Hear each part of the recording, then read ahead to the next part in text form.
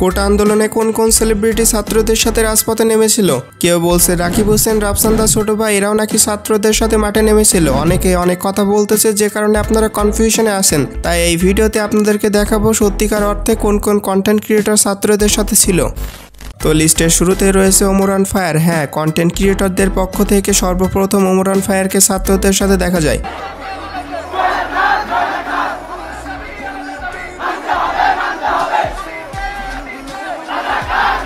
বলতেই হয় ওমর ভাই অ্যাকচুয়ালি অন ফায়ার, কেননা এভাবে মাঠে নামতে হলে সাহস লাগে, যেটা সবার থাকে না। তো ওমর অন ফায়ার মাঠে নেমেছে দেখে তার অডিয়েন্সটাও খুশি, আপনি আমি সকলে তার প্রতি রেসপেক্ট জানাচ্ছি। তো যাই হোক, এরপরে রয়েছে শান্তি রহমান, মেয়ে টিকটকার অথবা সেলিব্রিটি যেটাই বলেন। মেয়ে সেলিব্রিটিদের পক্ষ থেকে ছাত্রীদের সাথে ছিলেন শান্তি রহমান।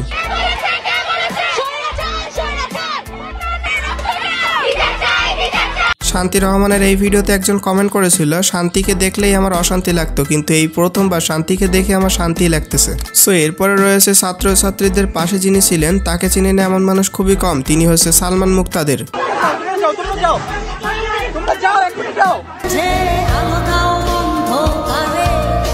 সবাই তাকে খারাপ মানুষই ভাবতো, কিন্তু খারাপ মানুষটা আজকে বিপদের সময় পাশে এলো। তো আমার মনে হয় এরকম খারাপ মানুষ আরো হাজার হাজার থাকা দরকার, কেননা ভালো মানুষ হয়ে কি লাভ যদি বিপদের সময় পাশে না থাকে। তো ভালো মানুষগুলোর থেকে আমার কাছে মনে হয় এখন খারাপ মানুষগুলোই সব থেকে বেশি দরকার।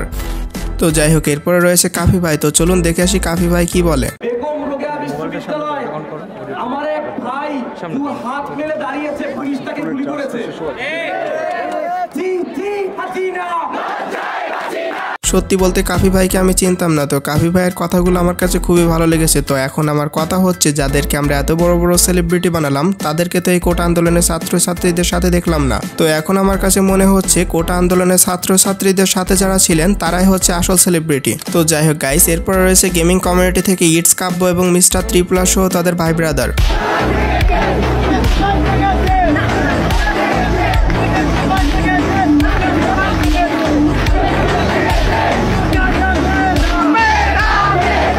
তো এখন অনেকে হয়তো বলবেন তারা মাঠে নেমেছিল তো কি হয়েছে, শিক্ষার্থী এবং সাধারণ মানুষও তো মাঠে নেমেছিল। তাদের উদ্দেশ্যে একটা কথা বলি, একজন কন্টেন্ট ক্রিয়েটর অথবা একজন সেলিব্রিটির একটা ফেস ভ্যালু এবং কথার একটা পাওয়ার থাকে, যেটা সাধারণ নাগরিকের থাকে না। তাই যদি কোনো কন্টেন্ট ক্রিয়েটর মাঠে নামে এবং তাদের কথায় আরো 10 জন শিক্ষার্থী এবং সাধারণ মানুষও মাঠে নামতে সাহস পাবে, হয়তো বিষয়টা আপনি বুঝতে পেরেছেন। তো যাই হোক গাইস, এরপরে রয়েছে আরশ খান। তিনিও কিন্তু ছাত্রছাত্রীদের সাথে রাজপথে নেমেছিল।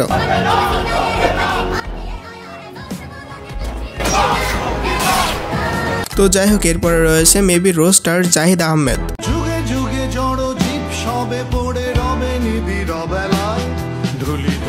আর হ্যাঁ, একজনের কথা না বললেই নয়, তিনি হচ্ছে শেখ সাদি। তিনিও কিন্তু ছাত্রদের সাথে ছিলেন। পুলিশরা সরাসরি টিয়ার সেল ছুটতেছে, গুলি করতেছে। আমি জাস্ট এটা বুঝতেছি না,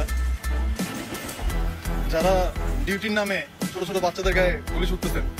আমার চোখের সামনে 16-17 বছর একটা ছেলের শরীরে গুলি লাগছে। সো এরপরে রয়েছে ডাকো কেন ইউটিউব চ্যানেলের ওনার আব্দুল্লাহ ভাই। আর পার্সোনালি এই কথাগুলো আমার কাছে ভালো লেগেছে, মানে তার কথাগুলোতে লজিক আছে। তো আমি রিকোয়েস্ট করবো আপনাদের কাছে এই কথাগুলো আপনারাও শুনুন। আসসালামু আলাইকুম রহমতুল্লাহ। আপনারা যারা ক্ষমতায় আছেন, যারা এই সাধারণ ছাত্রছাত্রীদের উপর অত্যাচার করতেছেন, আক্রমণ করতেছেন, আপনাদেরকে একটা কথা বলি, এই ছাত্রছাত্রীরা তাদের অধিকারের জন্য মাঠে নামছে, তাদের ন্যায়ের জন্য মাঠে নামছে। আপনি অন্যায়ভাবে তাদেরকে আপনি আক্রমণ করতেছেন, তাদের উপর অত্যাচার করতেছেন।